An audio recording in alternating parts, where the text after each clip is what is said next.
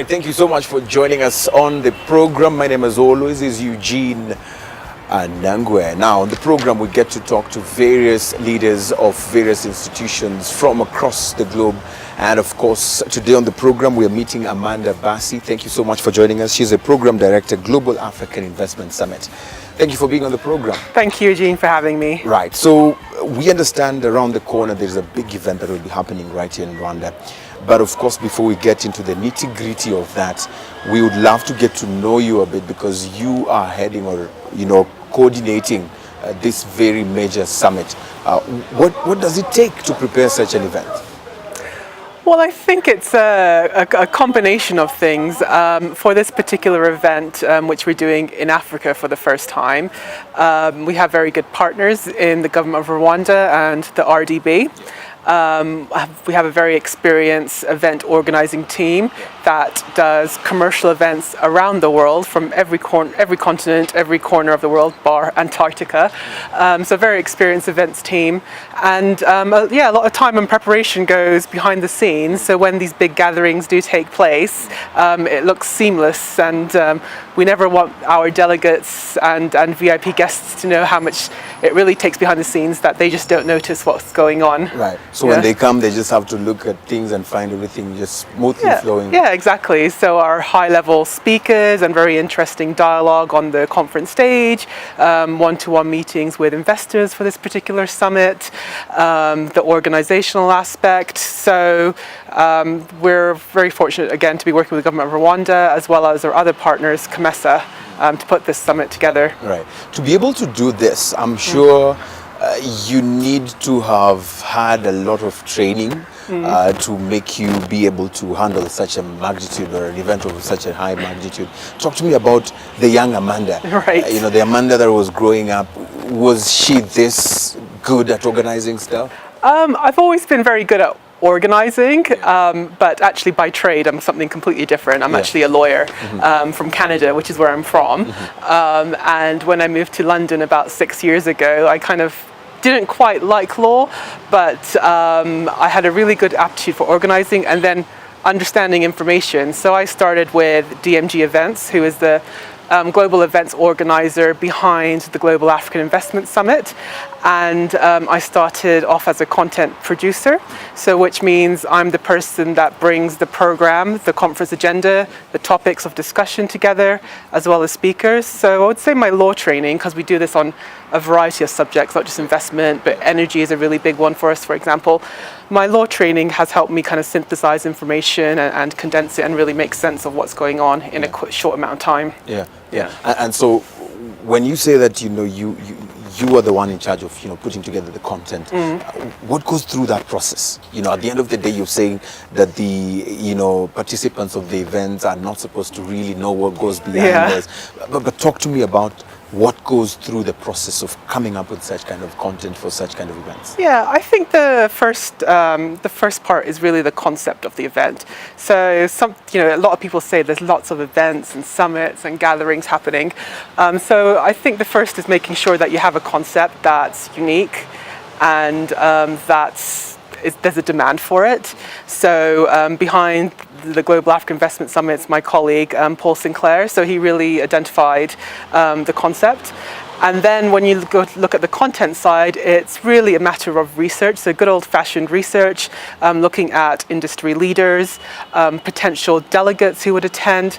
What helps them with their business, for example. What information do they need to know? What are their challenges? What will help them overcome their challenges? Who do they want to meet at gatherings like this? So really going to a wide range of industry leaders, talking to them about what their needs are, what their opportunities and challenges they see in the future when this event will take place, who they want to hear to speak from. So it's a massive research exercise. And then once you have an idea of what topics are important, it's going out and refining that, inviting speakers, and kind of starting the organizational part, so to speak. You say you're a trained lawyer, and some people would be like, do I have to go for training to be able to organize this? I just need to be able to put people together. I can call my friends, my brothers, sisters, we can have some. Do I need to go for training to do this? You know what, it's like most things, even lawyers, like most things. you don't actually learn what the job is until you're on the job. Yeah. And I think that cuts across many industries. So it's not necessarily the training, it's the aptitude, it's understanding people, it's understanding the industry, it's understanding what people want and what helps their business is really the crux of this. Or even from this event, it's the public sector side. So what are the public sector's goals, and what do they want to achieve? And we provide, as event organizers, the platform for people to meet, to connect, to do business, to do deals. Tell me about your own experience when it comes to these opportunities that you're given to do, because someone feels like you can do it, but you personally feel like this is just too much, but you've had to, act like you can do it, and go through the whole process to make it happen. I mean, what was the biggest experience that you've gone through in the event organization part that you've had such an experience? I think that's kind of a fair question. I think there's a lot of things, and that's one of the things about events. No event is ever the same. You're never going to go through the exact same event, the same people, the same location, the same time. There's different topics and different themes that are important one year, not the next year. You have different people, which make the mix different. So there's never a repeat of what you do, and that's what I really like about commercial, big scale commercial events like this. There's always variety, which also means there's always challenges. There's always new things to learn. There's always a learning curve, just because no two events are ever the same.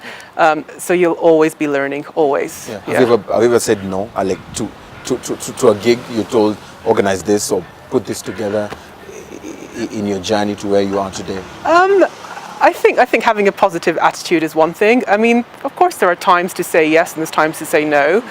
For us, I think as event organizers for these types of events, you say yes when it makes sense. So there's commercial reasoning, there's a demand for it. As we see in our industry, there's no point putting a meeting or a gathering just for the sake of people coming together. They need to have tangible outcomes, and that's one of the reasons why the Global African Investment Summit has really worked over the last 3 years. There's loads of events in Africa, but this is one that again and again people that attend saying, you know what, we've really achieved something useful out of this that's really helped our business or really helped our government. Yeah. Most of the time, the conversations I've had with different leaders of different institutions, I've also wanted to know, just not me, but also our audience out there, just to get to know the weaknesses, the kind of points of life where they feel like this one I cannot do, or this one I feel like I failed in this one.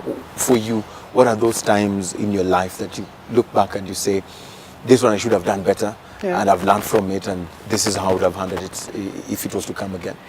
Yeah, I think, look, there's always those things. I mean, if you don't look back and see what you've done better, you're not growing as a person, and you're not growing as a professional.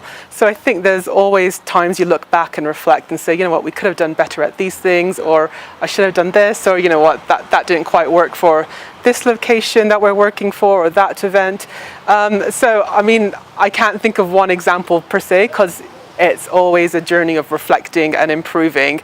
And from a professional standpoint, that's what we constantly do. So after this event, this big event in 5th or 6th of September is done, we go back. We don't just say, that's it, done. Let's move out of Kigali and go somewhere else. We talk to our partners, we talk to the delegates that came, the speakers that contributed their time, and we're always improving and fine-tuning on how we can make this better. And there's always lessons to be learned. Yeah. How do you handle the failure of your members of staff or your juniors? Failures at junior. Like I said, everybody has things that they can improve on or failures, and it's a learning process. And when it comes to your team or junior staff, I think it really is up to the managers or seniors to invest that time and work with junior staff to make them better. And it's not telling off, but it's an improvement process. And looking back, there's certain mentors that I've had across my journey, not just in events, but just generally across my journey, that do help reflect and point a light or honest truth on you and how to improve and what things could work for you, and what things you're not really good at. So it's playing to your strengths understanding what your weaknesses are, for example, and then moving on as a person from there. And the place of our, parents, families. I mean, where do you feel like they need to play a key role in molding people to make them who you are like today? Yeah, I mean, parents and family plays an enormous role. So, I was, just to give my background, I was born in the UK. Yeah. I grew up in Canada with my family moved when I was quite young. Yeah. I'm of Indian background, so I have a lot of different cultural influences. Now I work with a lot of different people around the world. So I'm here in Kigali right now. Last year I lived in Singapore, so I worked a lot with Asia, Europe and North America. I've lived in Australia, so I've lived in a lot of places and studied and worked with a lot of different type of people. And that the different cultural influences play a big role in that, because I understand wearing different hats. Yeah. But just going back to the parents, I think especially the Indian upbringing as well as the Western upbringing, they played a massive role in who you are and striving you to be the best you can be, making sure you have a lot of opportunity. The Indian side enforcing the importance of academics and the importance of learning and being open to different opportunity. And that's one of the reasons why I enjoy this job so much, as we do events across the world, working with different people and traveling to a lot of different places. Biggest challenge for you? Biggest challenge? I think going back, the biggest challenge is kind of almost the opportunity in some ways of growth, is doing different things all the time. It's never the same thing. You're constantly learning, you're constantly on your toes, you're constantly working with different dynamics of people. So it's the biggest challenge, the biggest opportunity. It's the thing that I enjoy the most. Yeah. You have no day that you feel like you can pinpoint and say, that was actually a biggest challenge for me to be able to pull through.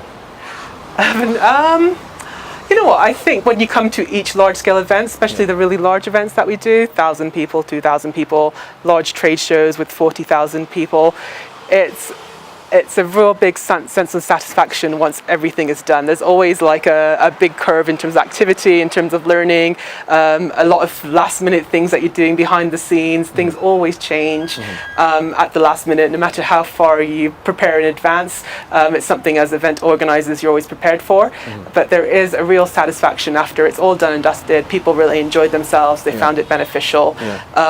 So it's a challenge, but it's also a big gratification at the end of the day. Yeah. I'm sure there's someone watching us and they're like, you know what, I would love to get into this field. I would love to do something that she does. Yeah. What are the secrets to success in this area of doing things?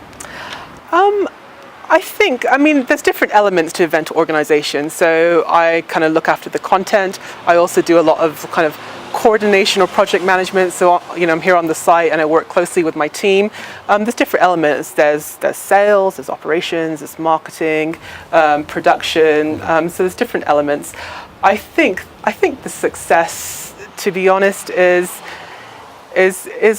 going out for opportunities, always being open, always be willing to learn, have a curiosity about what you do, have a curiosity in what other people think and do, and just it sounds really cliche, Eugene, but if you have a passion for something, it shows, and you automatically become successful.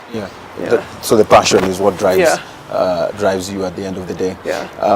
If you look back and handling the pressure, I'm really keen on this because I've done events before, and as you say, that sometimes things change along the way, and yet you've put in your energy in making it the way it is, and then all of a sudden the client comes and we're going to do it in this other way. What puts you focused, on the goal, other than being emotional at the fact that things are changing as opposed to what you prepared for? Yeah, I think that's really hand in hand. So half of it's preparing for it, and that's the success of event organizing. The other half is the ability to adapt and foresee different outcomes and be ready for all of them. So it's a bit of a dichotomy, and it's a little bit of a paradox, but it's those two things that really will make a good event or not. Right. So in terms of handling the changes or handling pressure, I think it is just focusing on what's really important, and that at the end of the day for us as event organizers of major industry events across the world is focusing on that we provide a platform, and we really want people to come away with tangible outcomes for their business. Right. And once you get people that need to meet each other in the right place, you're talking about the right things on the main stage, and everything that you're doing is facilitating that, that's successful. That's success from the eyes of our delegates and our stakeholders. So it's really kind of focusing on that, and then taking things as they come, of course. As they come. Yeah. In a bit, we'll be talking a bit about the summit itself, but of course, I'm sure there's someone out there who has been organizing events, small-time events, house parties, housewarming, these other parties out here and there, and they're wondering, how do I make it to bigger events like the one she's doing? I mean, what's the secret? How do we go about that? Yeah, I mean, I think what we do is a little bit different from housewarmings or even weddings or things like that. Yeah. And it's a constant joke, if you're, event organizer, can you please organize my birthday party? It's a completely different thing. So what we do is focused on our stakeholders and business. It's a commercial model. So we're a for-profit entity, for example. We own our own brands. So, we take a lot of pride in our brands, and we invest heavily on our brands, which a lot of other kind of event companies don't have that advantage. So it's really a long-term gain for us, and we respect our brands and our reputation above anything else. So first of all, create a brand, and of course, make sure that you make noise about your brand. Yeah, and you deliver. Yes, and you have to. You're only good as your last event, so to speak. And you deliver. So just going back to your question, I think the first thing is identifying a need for it. It's no point doing an event if nobody wants it. Second is making sure you have the right things to talk about. You have the right support in terms of industry leaders are behind you. I think there's also ensuring that you understand your market really, really well, what their needs, opportunities, and challenges are. And from there, I think it all kind of goes into places what you would imagine. So in terms of marketing your event and getting sponsorship and getting the venues and organizing, but it is really kind of focusing on those core business aspects that you start. And your breakthrough, what was your breakthrough? The biggest breakthrough for you that put you on this path? I think the biggest, like I said, I fell into events just completely accidentally. It's just, I had some core transferable skills that I used in the position that I originally started. It's like a lot of things. It's just putting your hand up for new opportunities, doing what you do and doing it really well. And there's the ideas and the starting of it, but if you don't deliver at the end of the day, it doesn't really matter. So it's kind of keeping that consistency again and again. I think what I'm asking is that day that you got that phone call, and that was it. After struggling, for some time, and you're like, ring, ring. Then you pick the call, and you're like, you got the deal. You can organize this event. Well, like I said, for this it's a little bit different because we own our own brand. So it's not necessarily someone tells us you can organize our event. It's people put the idea together and say, is this tangible? And then take it to market. So it's very much a business kind of... So you pitch, you go and you pitch. You pitch, or not even pitch. What we do is kind of pitch the idea, can you please support us? So we own our events, but we need to get support from the ecosystem or the community at large. So, I work with a fantastic team. It's not just me alone. We have a fantastic team that's working back in London for this event, and everybody has their core skills and objectives. Everyone has a different strengths and weaknesses and also responsibilities. So we work really well together as a team, and it's a team effort. It's not just one person that can pull off large-scale events like this. Someone out there is just telling me she hasn't answered that question.